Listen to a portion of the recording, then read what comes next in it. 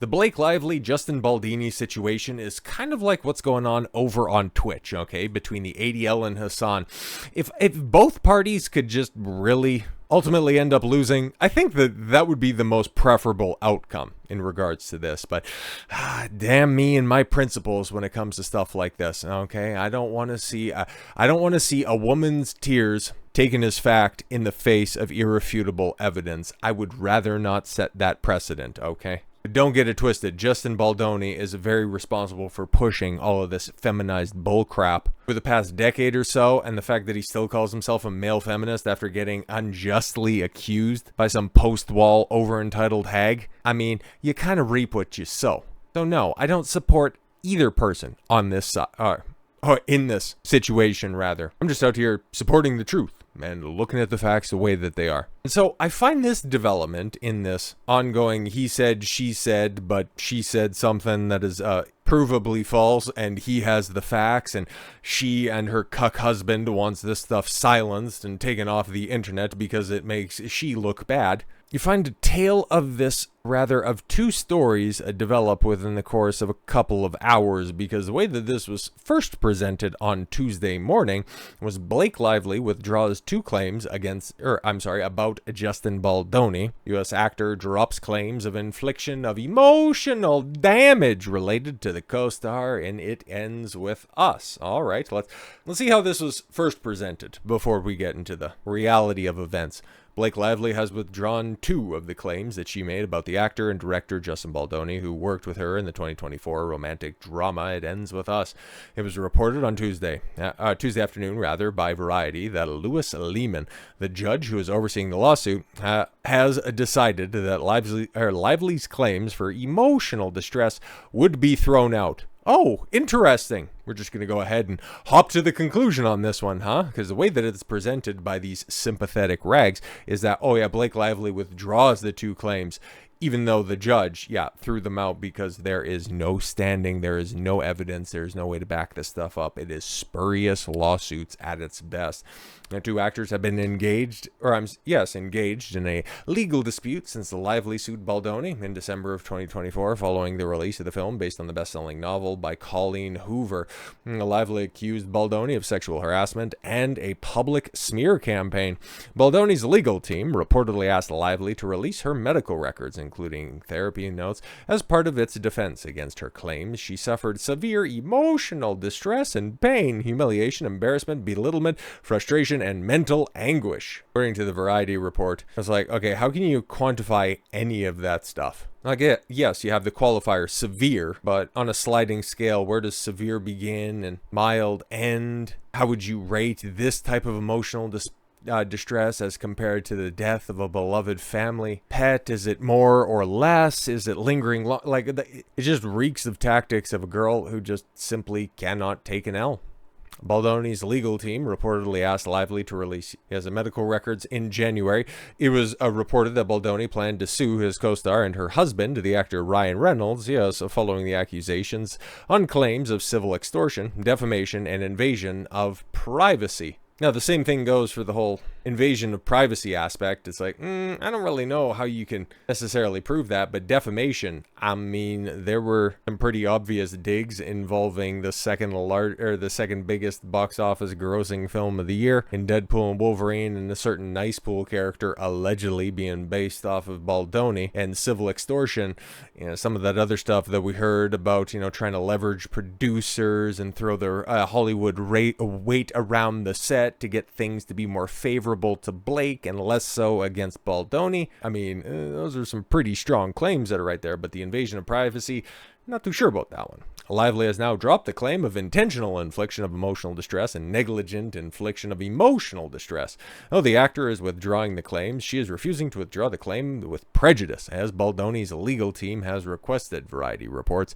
According to legal filings by Baldoni's team, Lively is only willing to withdraw her claims without prejudice. meaning that if she feels like she wants to run it back, that she could go ahead and do that. Ms. Lively wants to simultaneously A, refuse to disclose the information and documents needed to disprove that she suffered any emotional distress, and or that the Wayfarer parties were the cause, and B, maintain the right to refile her IED claims, infliction of emotional damage claims at an unknown time in this or some other court if the discovery window has closed. Exactly. I want to retain the right of just being a slanderous Jezebel. Liman said the Baldoni's motion to compel is denied based on the plaintiff's representation and the relevant claims will be withdrawn. And yeah, this is where we can go over to the other Variety article that I had, that yes, the judge rules that Blake Lively's emotional distress claims against Baldoni are officially dead. Oh shit. The judge overseeing the Lively Baldoni lawsuit has, yes, decided that the actress's claims of emotional distress are dead.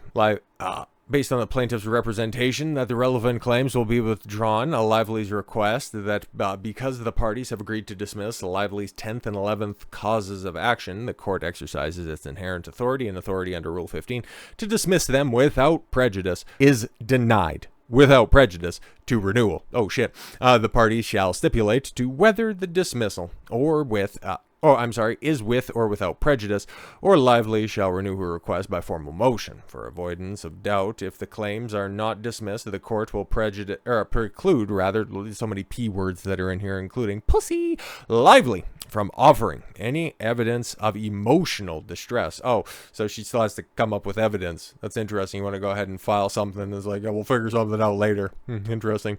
In short, Judge Lehman shut down the possibility of Lively changing her mind and turning over her medical records. Damn. Lively can choose to try to reach an agreement with Baldoni.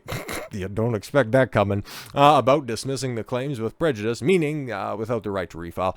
Or she can roll the dice and ask the judge to dismiss the claims without an agreement in a bid to have the court dismiss them without prejudice. Either way, Lively's attorney can no longer present evidence of her alleged emotional distress claims. But you know who can? Baldoni and his witnesses, who paint a very interesting picture of Blake Lively on set. And oh boy, she was she was exactly the way that Baldoni paints her, just an entitled, privileged former hot chick who is no longer getting her way with everything that she wants to do and never ever developed a jump shot, or rather never evolved past stage 2. Baldoni's, yes, body double, which I find this to be hilarious. I did a little bit of pre-screening on this one, and oh boy, does he have an inflated ego of himself. But yes, reveals what Blake Lively was actually like on Tent's set. Justin Baldoni's It Ends With Us, a body double. Okay, sharing insight into his experience working on the film. Thomas Canstra's Italian last name, Canstrararo. Sure. Alleged that there was a tense atmosphere on the set of Baldoni and Lively's 2024 movie. There was some discomfort for everyone, he claimed to the Daily Mail in an interview published this past Sunday. Yeah, because there you have Baldoni, and there you have a stunt double. I mean, Baldoni's not in bad shape, but bro's fucking yoked, okay? Our guy said that he was supposed to be on set in New Jersey for only 5 days, but due to production issues, he was there for 2 weeks. Wow, that's a bit of a difference. The stunt double further claimed that Lively, who's suing Baldoni for alleged sexual harassment, well, not quite so severe this time around, appeared closed off during the final weeks of filming in early 2024. He explained that he had an extremely easy time working with Lively on 2018's A Simple Favor, but he noticed that her behavior changed when they shot It Ends With Us. Yeah, because in 2018, she would have been on the cusp of 30. Now, things are a little bit different. Additionally, Tommy noted that while he thought it was cool that Lively's husband, Ryan Reynolds, came to the set, he realized that the Deadpool actors' visits may have been connected to Lively's emotional state at the time. A source close to Lively told TMZ that it shouldn't be surprising that she was closed off given the sexual harassment allegations she made against Baldoni and or the ones that she was concocting, I would imagine, with her husband. Tommy told the Daily Mail that Baldoni, who also directed the film, was extremely friendly on the set, and they haven't stayed in touch. He's probably a little busy. I'm going to keep it a buck.